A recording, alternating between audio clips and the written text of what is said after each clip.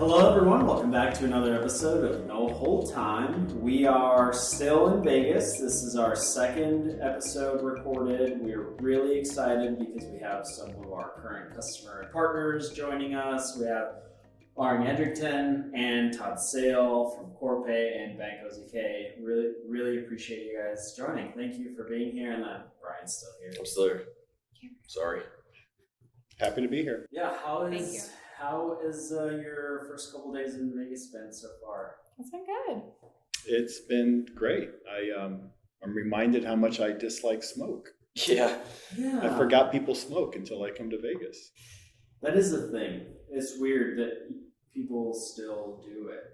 It is strange. Well, normally we like to talk a little bit about we like to get to know our audience, likes to get to know the people that are on with us. And the reason behind that is we kind of like to understand people's why people do what they do in their personal life, and it motivates them in their professional lives. So we'll start with a couple of questions and conversations about what you guys do outside of work, and then we'll definitely jump into your roles at Corpay and Bank OZK. So I'll start with you, Lauren. Okay.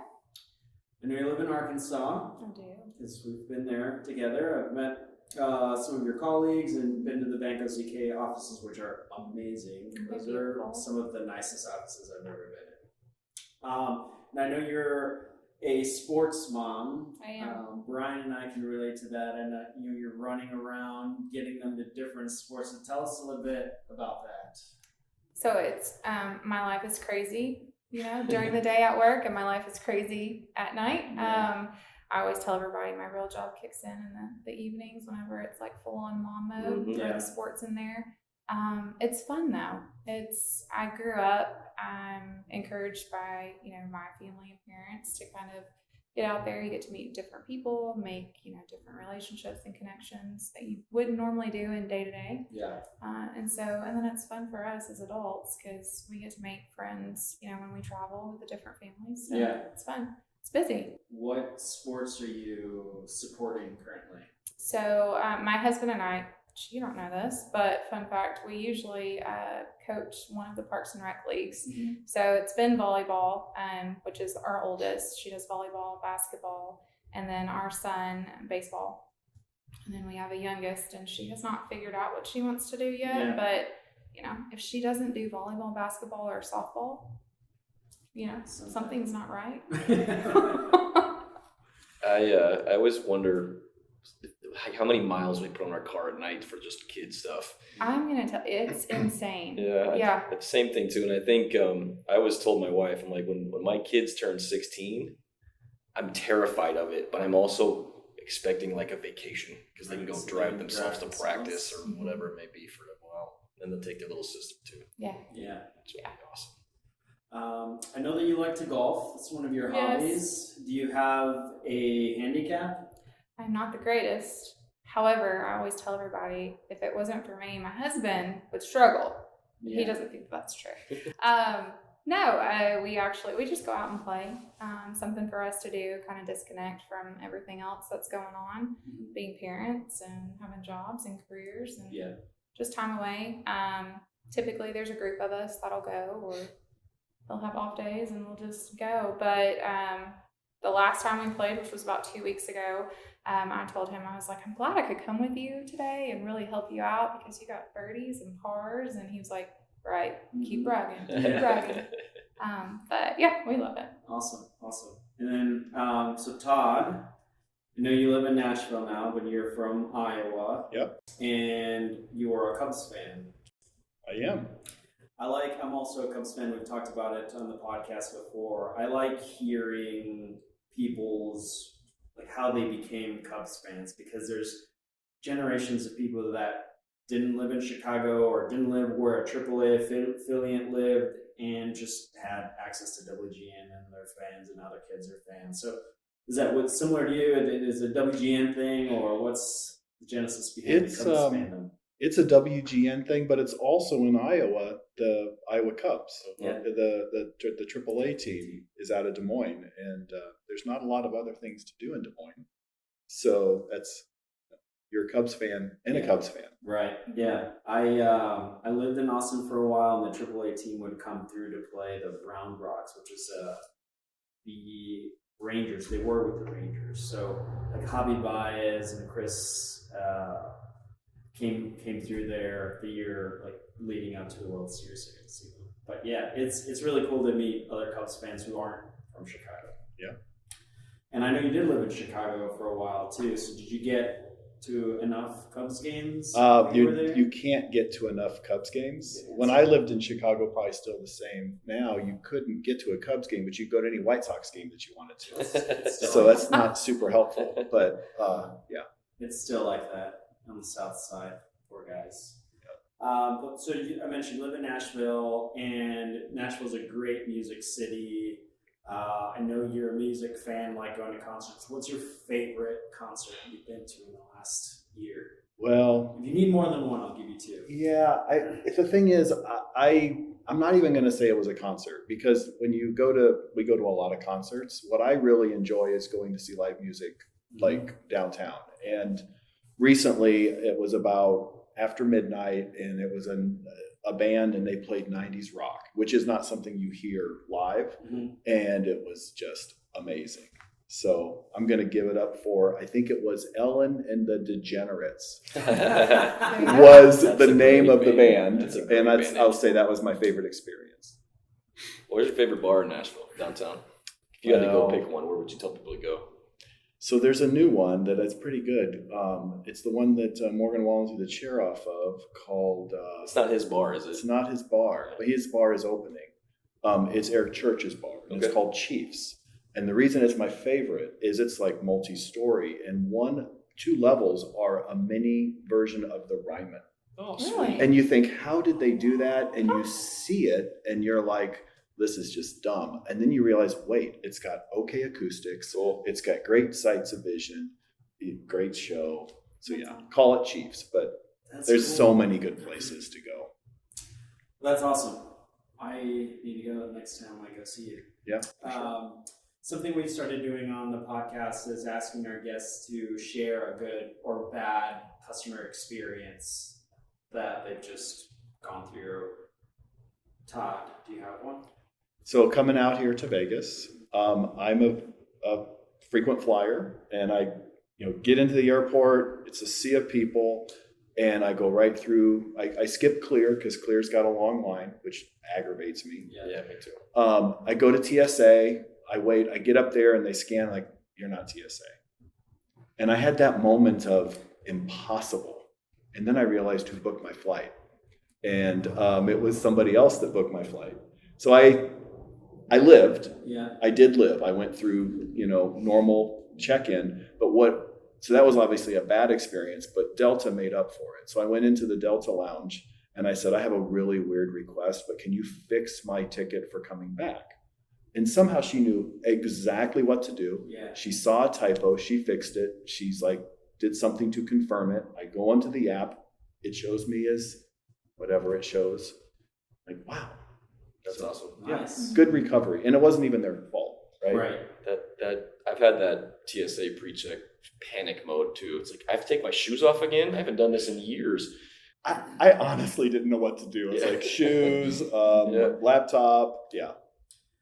Well, it's like they're changing the rules all the time. Yeah. Like one time you go through and they're like, leave all your stuff in your bag. And then literally the next line that you go through, they're like, don't you know to take all your stuff out? And you're like, what do you want me to do? Yeah. You know what gets me is they have the little bowls there too, but then when you grab one, they're like, nope, put your phones in your bag. I'm like, what are these bowls here for? They're also starting to do things like driver's license is one version of pre-check, but you still have to have your ticket for some other versions, and then I guess had facial recognition like a couple of weeks ago. Yeah, well, back from San Diego. In Nashville, they had the facial thing. Yeah. What's really cool about that experience, we've talked about this before, and even though it wasn't the airline's fault, we've seen that sometimes a good experience is acknowledging that you made a mistake and fixing it right away, right? And again, it's not the airline's fault, but they acknowledge that someone made a mistake and they just fixed it, right? Yeah. That's really cool. We've talked about that with products. Sometimes you get one of my favorite hat companies. It was the first hat I ever bought, and something happened with it. I emailed them. They said, "Yep, sorry. What's your address? We'll send you a new one." And I was just like, "Oh, awesome! Bad hat, amazing service." And now I have like 15 of those hats because it was just a great product. There was a weird anomaly in the hat, but the experience was amazing. So it just helped me understand that like they really care about their products and their customers, and I'm a loyal customer.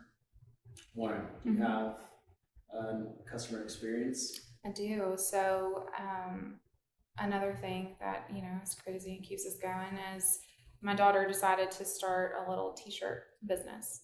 You remember us talking about it. Well, she got a big order that came in not too long ago. So her new thing that she's doing now, you don't know this, is she's kind of, she started with a local farm in town. So she makes all of their merchandise, hats, shirts, the whole 9-yard cups. And it's now grown into a lot of the nonprofits. So like cool. your Rotaries and your Lions Club and all that. So they actually, one of the nonprofits reached out and was like, "Hey, do you mind doing shirts for the festival this year?" And she was like, "Sure, what do you want?" And they're like, We don't know how to do any of that. So she came up with a design, went ahead and got copyright, all that stuff. And she placed her order with the company to get her shirts and all of her materials. Well, they messed up on some of the shirts. So she's 13, she's 14 today, but 13 at the time. And I was like, let me call and just kind of walk you through, how to deal with customer service. And they were super nice. So it wasn't a bad experience, but like you said, they're like, "Oh my goodness, I'm so sorry. You're probably on a timeline. We're going to next day rush this to you. You'll get all of your stuff tomorrow by, end of the day." And so what I thought would be kind of a bad experience actually was not. It was more of a nuisance on the front end because, materials weren't where they needed to be or they weren't right. But they just acknowledged it and didn't give any pushback or, there was no excuses. I will tell you a bad experience. I was at the airport in Little Rock, and I felt so bad, but at Little Rock is not a big place. Sounds big, but it's not. And so as you're coming up the escalators, the line was insane. TSA pre-check was backed up. You couldn't hardly get off the escalator. The line was that far back. Anyway, so it took an hour and a half for people to get through security checkpoint. All right. And again, Little Rock's not big. I think there's maybe 12. You've been there. 12 terminal. Like, it's not big at all. Gates. And so we get through. People are running to their flights because they're behind, And all of a sudden I see a door shut for one of the gates. And 2 of the ladies were standing there, and the lady's running. She's got 3 kids behind her, and she's just barreling for the gate. And they see her coming, and they walk in they open the door, walk in the little walkway, down to the plane, and they stand in there. And I'm like, she needs to get on that flight. The flight was still there. They had just shut the door. Yeah. And so she's running over to the next counter to see if someone will help her. And they're just looking at her like, "We can't help you." So then she goes and picks up on the side wall like an emergency phone. And I'm like, "That's not the right phone. Like, what are you doing?" But I guess whoever she talked to, the 2 individuals came out of the gate area and they just started yelling at her. They're like, "You weren't here. Why would you call?" They're going off. And finally someone from Southwest walks over and they're like, "How can we help you? What's going on?" Just to kind of calm everything down. But I felt so bad for her. So it wasn't my experience, but it kind of was because I saw it going, and I hated it. That airport is small. It's small. And I know where you're talking about. You go right up that escalator. And the long line in Little Rock is probably like 40 yards. But that's... Sorry, I hope she got where she needed to get. She did. But it took a lot of... Yeah. So, jumping into your roles, can you guys... We'll start with you, Todd. Tell us about your role at Corpay, and a little bit about what you do, and then we'll jump back over to... Sure. So I lead a shared services org. So my organization does really all things customer experience operations. Traditional customer service by voice, chat, and email. I have some OpEx, operational excellence teams that go do process improvement and projects and initiatives. We're a card issuer, so my team works with our partners, and we ship millions and millions of credit cards out every year. So that's kind of a fun, different aspect of the job. My team supports the CRM, so we care and feed our CRM, Salesforce. And we do a good bit of back office processing, so not necessarily customer facing, but still customer impacting. Yeah. So a pretty traditional sort of operations role. And we support many lines of business, a lot of diversity. Corpay has traditional card business. It has a gift card business. We do a payables business. So there's a lot of diversity as well. Yeah, thanks. And I love seeing, I see this for both of your companies. I love seeing your brands around Charlotte. There's a gas station half a mile from my house that I pass anytime I go west. And there's the Fuel Man logo on the in the gas area. It's awesome to see. Yeah, so we have a lot of, we call them, private networks, and they're really geared for commercial buying of fuel. And that sign is what you saw was pump free. That's pump free. And there's a lot of debate about what to do with pump free in the EV transition, right? And Fuel Man, and by the way, we have an EV solution where you can use our services to pay for charging your vehicle at home even, and reimburse employee that charges their company vehicle at home. Oh, that's cool. So we have this amazing EV kind of product set, but what do you call it, right? So can't call it pumpery anymore. I don't know if you can. I don't think so. I look forward to hearing what you guys come up with. I don't know. We'll see. I do find it interesting, especially when I've known you for a while now.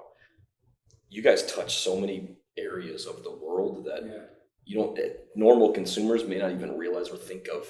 Yeah. All those labels on the gas pumps, all those cards you guys have issuers for, like it's such a dynamic and diverse group of things you do.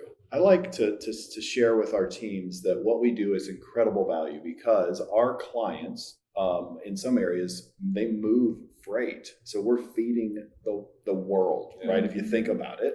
We're also, during COVID, we were, our customers were still full-scale business operations. Yeah. So, yes, most people don't know what we do. It's a brand that maybe someday you'll see on TV, but, it still has incredible value and touches all of us. Yeah, awesome.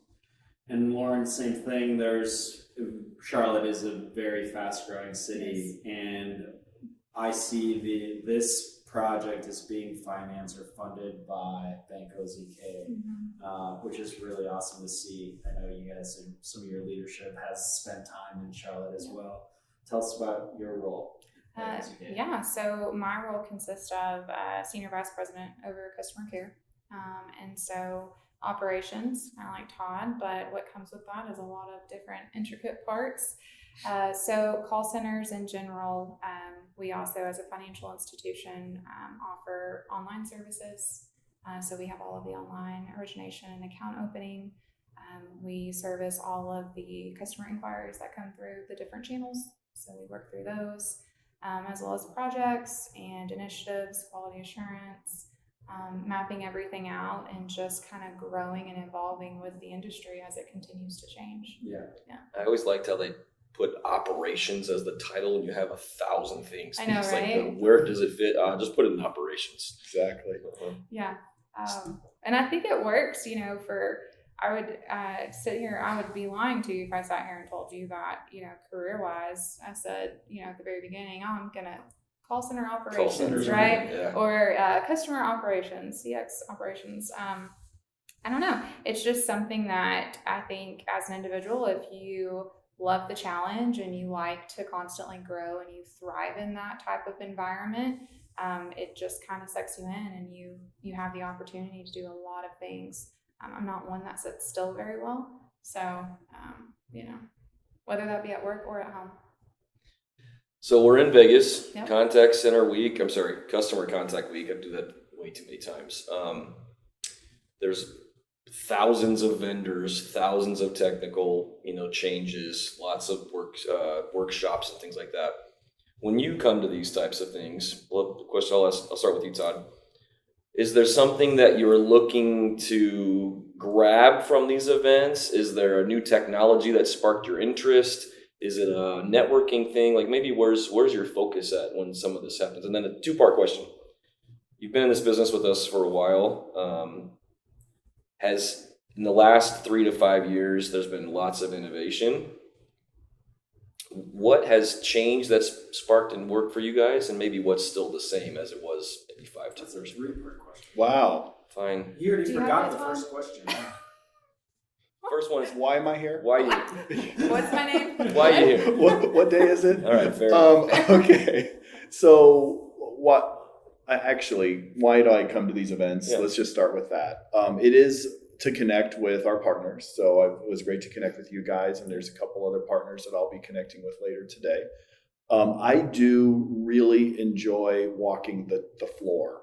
I don't know what you call it, the expo center, because there's always something I didn't know somebody was doing. And I rarely stop at the really big booths, right? Because I kind of know what they do, but it's the little booths. So this year specifically, I am looking for some technology that I've seen. I just want to see if it's matured, where it can kind of neutralize an accent, right? Yeah. And I just want to see where it's at. If we can neutralize an accent, I think it could really help our customers just with easier communication. We do a good bit of outsourcing, and so that's on the list. The other thing that's just I'll kind of keep an eye out for is anything to help us with risk and fraud. It seems like it's a cat and mouse game. When you kind of plug up one maybe vulnerability, something else happens that you didn't expect. So I'm always interested in and also talking with other folks in the industry and how you're approaching that. What was the other question? Sorry, the things that have maybe changed in the last 3 years, and the sure. stuff that you thought would change, but maybe it's the same. That's a great question. So what I would say is, like, if you came to an event like this a few years ago, you would sort of be skeptical. Can it really do that? Mm-hmm. Is text-to-speech really that good? Is the analytics and all that really that good? And now you kind of believe it. Like when you see the some of the demos where in fact, it works today like this on Teams. You can see it in real time, transcribe. And then now with Copilot and Microsoft, in like a split second, it summarizes. So now for me, I'm a bigger believer of the technology. Sure. So I think it's just how it's changed is it's just matured. Okay. Is what I would say. Yeah, no, that's a good one. It's actually affected how we operate too in going to Mosaics, because we can replicate something that's happening in the voice channel via text, because essentially it's just all text at this point, right? And so it's helped us operationally develop new channels a lot faster than we used to in the past. I like that. Lauren, similar question for you. What kind of technologies is OZK looking at for the future? Where does your kind of head go when you walk to these events? Similar question for you. Like where are you interested in maybe pursuing some demonstrations or thought leadership, or just talking to some folks here? Yeah, so I would say we've just kind of started our journey with Mosaic specifically, but right now is the opportunity of taking all of our communication channels, right, and connecting and meeting the customer where they want to be met, and like when they want to be met in real time. And so trying to make sure that the infrastructure is set up for those channels, also understanding it from the perspective of where the agent sits.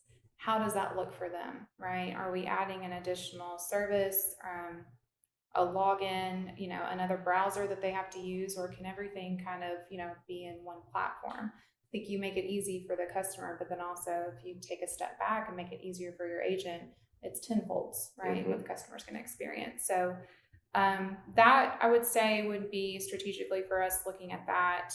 A big thing that we're really focused on is mapping out the customer experience and the journey.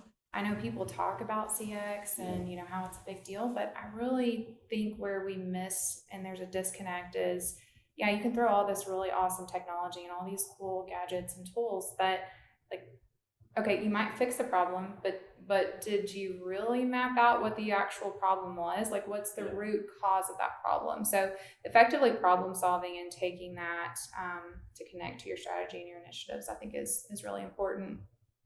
Fraud is a big thing for us. And so I actually found myself not too long ago sitting in a vendor's session, a work group session, a breakout, and it was talking about AI and voice, and how I would say 5 years ago that was a big thing. Like, oh, we've got AI voice, and no one's going to be able to crack it. It's 99.9%. Well, guess what? Someone figured out how to crack it, right? Yeah. So it's while you're walking around, and the expo is my favorite part too, and you're seeing all these vendors and all these tools, you also have to kind of sit there and think, okay, but when is this going to get cracked? And at what point, and what's that next step? What's that lever that you're going to pull? Because in our worlds, you say operations, but we've got 50,000 things under that. And everything impacts, right, the next. So it's like a domino effect. So I think trying to stay ahead of that too, and just, being as informed as we can be is really important. I would say also we're in a generation now where people call in and it's not always great, right? They usually need help and there's problems or situations. It's trying to make sure that the technology and the infrastructure we do have can connect on that emotional, path for a human, and really encouraging the use on the other end with the customer. I think that's something that we've really been looking at to try to see how do you connect that and get people comfortable with it. Because it seems like just when they get comfortable, bad experience happens and they're like, oh, I'm out. Yeah. I don't want to do that anymore. So. Yeah, that's good. And I have to say this. Bank OZK was the first partner of ours that has branded Mosaics as their own. Aussie is what you call it, which I really like. So I like this, and I really like customers and partners, I should say, that push us or make us do something we haven't done before. The Aussie thing was new to us.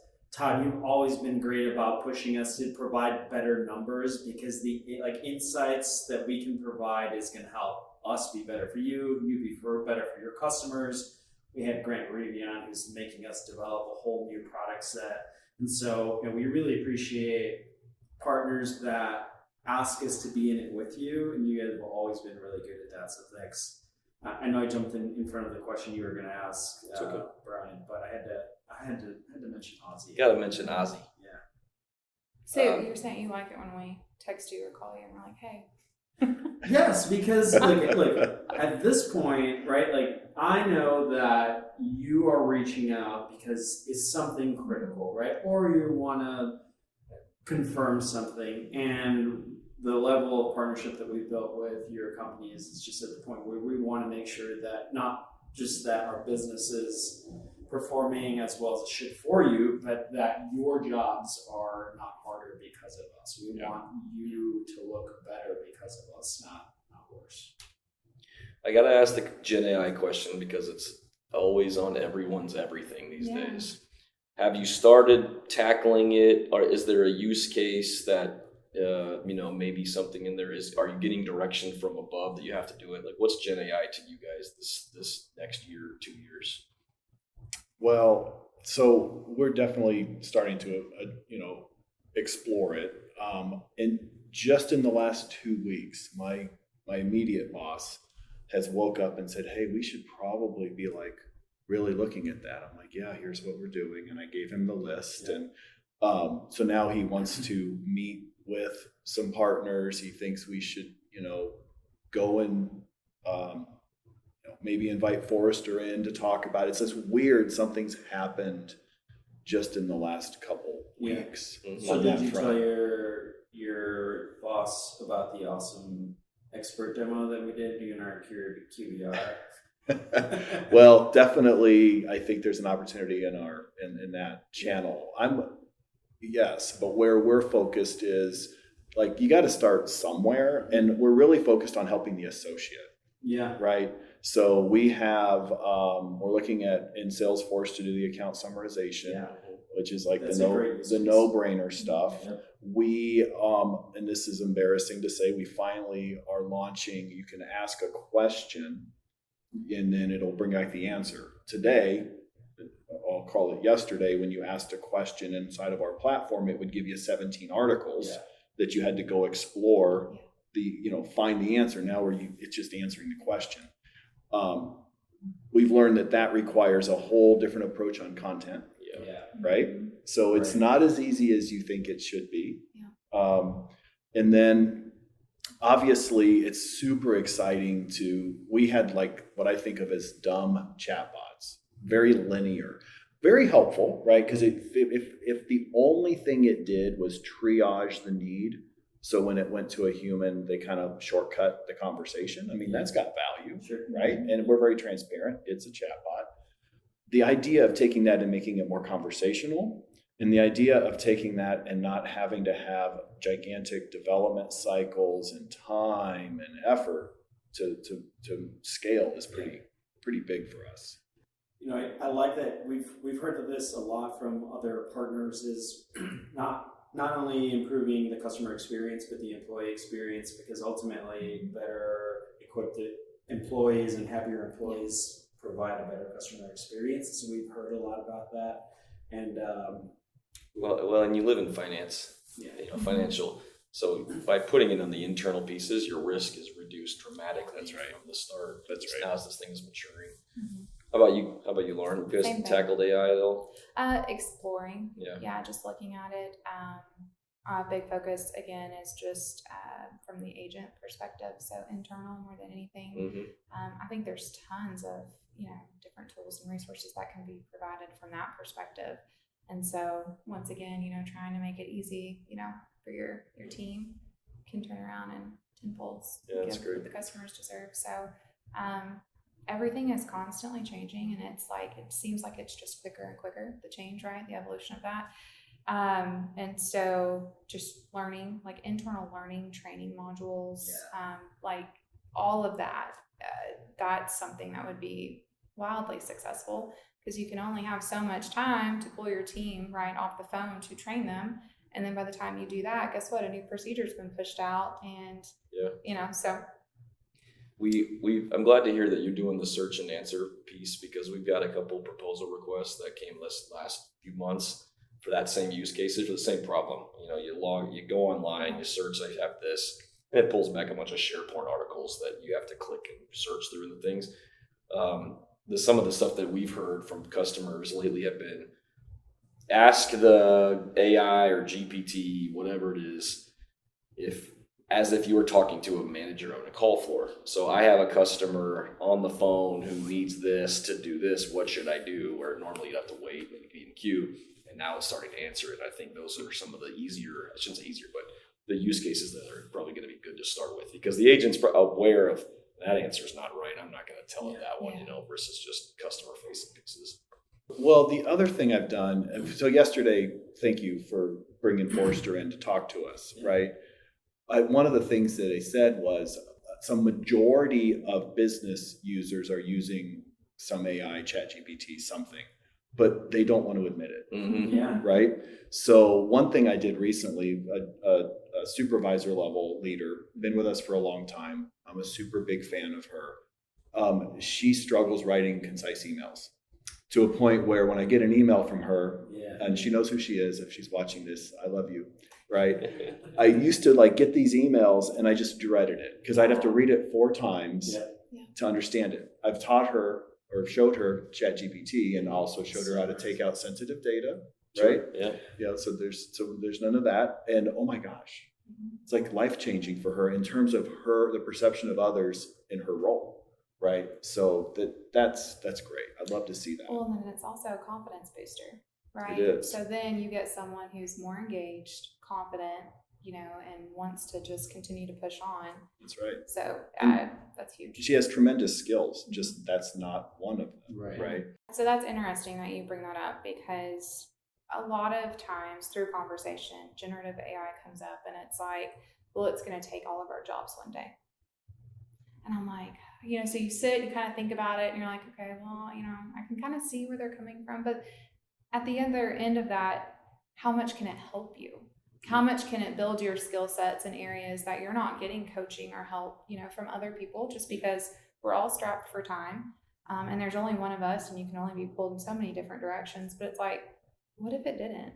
What if it built your skill set to an even higher level, right, than what you could have ever done on your own? And, everyone gets to benefit from that. So it equals the playing field. Mm-hmm.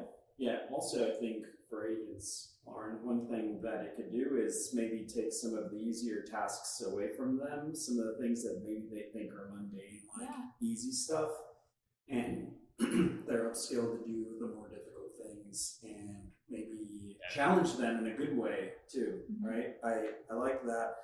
I think the stat was like 80% of workers use some sort of large language model, and like 90% of them are happier because of the output they get from leveraging the technology. That's right. Yeah. But 16% admit to using it, or something like that was the number it threw out yesterday. Yeah, in my org, we've started just being transparent. We started thank you, ChatGPT. Here's your newsletter article on this event, stuff like that. Yeah. Lauren, I saw a cool ad the other day. It was a building that was under construction, and there was a big banner in front of it that said, "Hey, fill in the blank, whatever, finish building or finish this construction." And it wasn't finished, right? Because people need to be there working with us. Yeah. So that's a good point. Yeah. Well, really appreciate you coming out to Vegas with us and sitting here for a little while. We really appreciate your partnership and letting us continue to develop how we work with you and work with your customers. So thanks for your time. Brian loves to close these out, so I'll hand it back over to I don't know if I'd love to. You just make me do it all the time.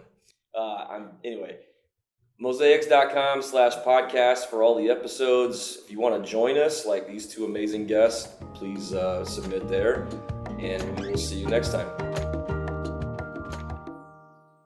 I normally have a Fiji, but it's a low budget. We're trying to get a sponsorship. It hasn't worked yet. Yeah, I can't believe they haven't taken notice. Yeah. Or Fred Perry. I mean, how many times do I need to say Fred Perry in one of our podcasts?